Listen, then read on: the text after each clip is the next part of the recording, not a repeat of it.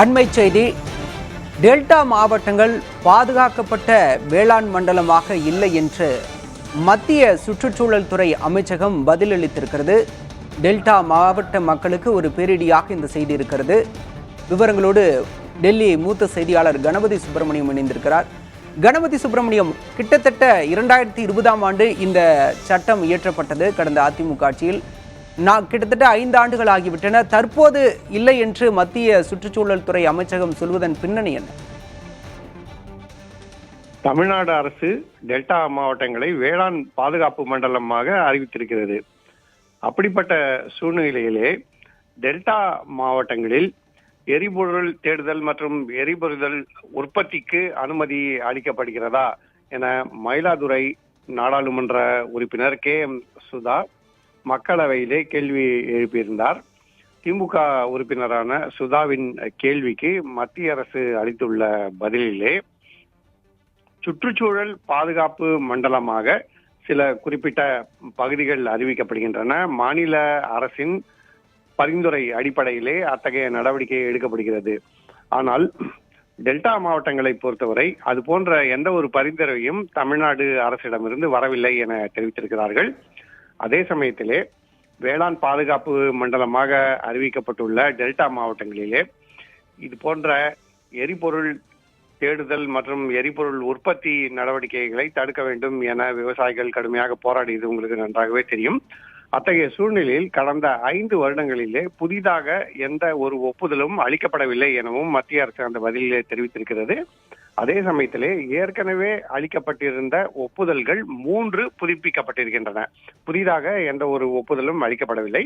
ஆனால் வேளாண் பாதுகாப்பு மண்டலமாக மாநில அரசு அறிவித்திருக்கும் நிலையிலே அதை வேளாண் பாதுகாப்பு மண்டலமாக அறிவிப்பதற்காக மத்திய அரசின் சட்டங்களிலே இடமில்லை எனவும் சுற்றுச்சூழல் பாதுகாப்பு மண்டலமாக அறிவிப்பதற்கு தான் வாய்ப்பு இருக்கிறது எனவும் அதற்கான எந்த ஒரு பரிந்துரையும் மாநில அரசிடமிருந்து வரவில்லை என்கிற பொருள்படியும் இதற்கான பதில் அளிக்கப்பட்டிருக்கிறது.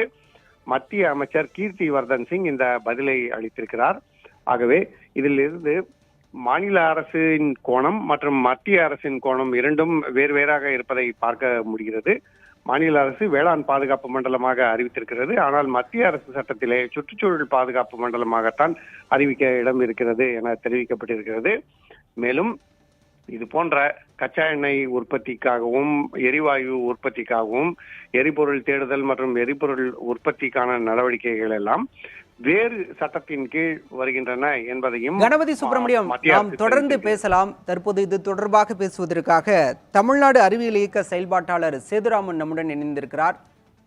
சேதுராமன், தற்போதைய மத்திய அரசின் இந்த பதிலை எப்படி பார்க்குறீங்க? கடந்த 5 ஆண்டுகளாகவே இந்த பாதுகாக்கப்பட்ட வேளாண் மண்டலம் அப்படிங்கிறனால தான் மீத்தேன் போன்ற திட்டங்கள் எல்லாம் அந்த பகுதியில் எதுவும் செயல்படுத்தப்படவில்லை. தற்போது மத்திய சுற்றுச்சூழல் துறை அமைச்சகம் அளித்துள்ள விளக்கத்தை நீங்க எப்படி பார்க்குறீங்க?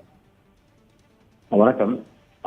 மத்திய அரசு கூறியிருக்கக்கூடியது ஏற்கனவே உங்களுடைய செய்தியாளர் சொன்னது மாதிரி சூழல் பாதுகாப்பு மண்டலமோ அல்லது பகுதியோ தான் நாங்கள் அறிவிக்க முடியும்னு சொல்லியிருக்காங்க. ஆனா தமிழக அரசு 2019 அறிவித்து 2020 வெளியிட்ட அரசாணையில மிக தெளிவாக இங்க இருக்கக்கூடிய காவிரி டெல்டா பாதுகாக்கப்பட்ட மண்டலத்துல எந்தெந்த தொழில்கள் தொடங்கலாம், எது தொடங்கக்கூடாதுன்றது இருக்கு. அதுல குறிப்பாக எண்ணெய் எடுப்பு பணிகள், புதிதான எண்ணெய் எடுப்பு பணிகளுக்கான அனுமதி வழங்கப்படாது என்கின்ற அந்த அரசாணை மிக தெளிவாக குறிப்பிட்டிருக்கிறத நான் இங்க குறிப்பிடுறேன். இப்ப நீங்க குறிப்பிட்டதுல அவர் குறிப்பிட்ட ஒரு விஷயம் நீங்க மாநில அரசுக்கு இந்த சட்டம் இயற்றுவதற்கான அதிகாரம் இருக்கானா, அந்த அதிகாரத்தை பயன்படுத்தி மத்திய அரசினுடைய ஒப்புதலோட கவர்னர் அவர்கள் அனுமதி கொடுத்த பிறகுதான் அரசாணை வெளிவந்திருக்கு. இது ஒரு பக்கம். இன்னொன்னு, இது போன்ற திட்டங்கள் செயல்படுத்துவதற்கு மத்திய அரசு நேரடியாக மட்டும் செயல்படுத்த முடியாது.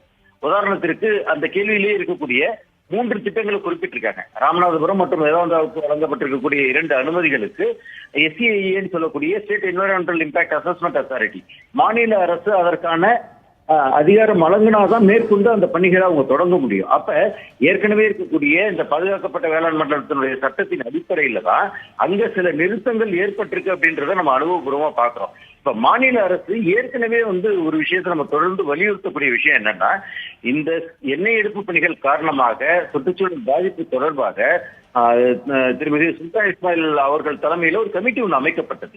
அந்த கமிட்டியினுடைய ரெக்கமெண்டேஷன் மாநில அரசுக்கு வழங்கப்பட்ட கிட்டத்தட்ட 2 வருடங்களுக்கு மேலாக அது மாநில அரசு இன்னும் அப்படியே பெண்டிங்லயே வச்சிருக்கிறத நம்ம பார்க்கிறோம். அந்த அறிக்கையை கொடுக்கும் போது அந்த குழு அது கிட்டத்தட்ட இந்த நாட்டினுடைய மிகப்பெரிய நிறுவனமாக கருதப்படுகின்ற ஐஐடி உட்பட அதுல இருக்கக்கூடிய பேராசிரியர்கள் உட்பட பலர் கலந்து கொண்ட அந்த குழு தான் தமிழகம் முழுவதும் ஆய்வு செய்து எண்ணெய் எடுப்பு பணிகள் காரணமாக இருக்கக்கூடிய பிரச்சனைகளை விவரமாக அதுல குறிப்பிட்டிருக்கிறதாகவும், அப்படி குறிப்பிட்டிருக்கக்கூடியதுல பல விஷயங்கள் பல காட்சிகளோடு விளக்க கூட தான் தயாராக இருப்பதாக திரு இஸ்மாயில் அவர்கள் குறிப்பிட்டார். அப்ப இது சுற்றுச்சூழல் சார்ந்த பிரச்சனைகள் இருக்குன்றதை நம்ம சொல்றோம். ஆனா மாநில அரசுக்கு இருக்கக்கூடிய நெருக்கடியை நம்மளால புரிஞ்சுக்க முடியுது. ஒரு 3 மாவட்டங்களை ஒட்டுமொத்தமாக நீங்க சுற்றுச்சூழல் பாதுகாப்பு மண்டலமாக அறிவித்துவிட்டால் சாலை போடுவதிலிருந்து ஒவ்வொருத்தருமே அந்த தடை இருக்கும். அப்ப இந்த அரசாணை சூழல் பாதுகாப்பு மண்டலமாக அறிவிப்பதிலிருந்து மாற்றிதான் பாதுகாக்கப்பட்ட வேளாண் மண்டலம். இங்கே வேளாண்மையை பிரதானமான தொழில், வேளாண்மை முக்கியமான ஒரு விஷயம். அப்ப வேளாண்மையை பாதுகாக்கக்கூடிய நடவடிக்கையாக அந்த அரசாணையை நம்ம பார்க்கிறோம். இவங்க கேட்கக்கூடிய அந்த சூழல் பாதுகாப்பு மண்டலமாக இதை அறிவித்தால் அது மாநில அரசுக்கு பல நெருக்கடிகளை கொடுக்கும். இன்னொன்னு, மாநில அரசு அது பல செயல்பாடுகளை செயல்படவே முடியாது. அப்ப மாநில அரசு மிக சரியாக தான் அந்த 2019 அந்த சட்டத்தை ஏற்றின அன்றைக்கு அதிமுக அரசாங்கம், இன்றைக்கு அதை பயன்படுத்தக்கூடிய திமுக அரசு ரெண்டுமே மிக சரியான ஒரு விஷயத்தை தான் பண்ணிருக்கு அப்படின்னு தான் நம்ம பார்க்கிறோம். இந்த சட்டம் நமக்கு பாதுகாப்பாக இருக்கிறது என்ற நம்பிக்கையோட தான் இருக்கிறோம். ஆனா அந்த சட்டத்தை மத்திய அரசு அனுமதி கொடுத்துவிட்டு இப்ப அதை மத்திய சுற்றுச்சூழல் துறை அமைச்சகம் அளித்த பதில் தொடர்பாக விரிவான கருத்துக்களை பதிவு செய்தீர்கள் திரு சேதுராமன். இணைப்பில் தங்களுடைய கருத்துக்களை பகிர்ந்து கொண்டமைக்கு நன்றி. டெல்லி மூத்த செய்தியாளர் கணபதி சுப்பிரமணியம் அவர்களுக்கும் நன்றி.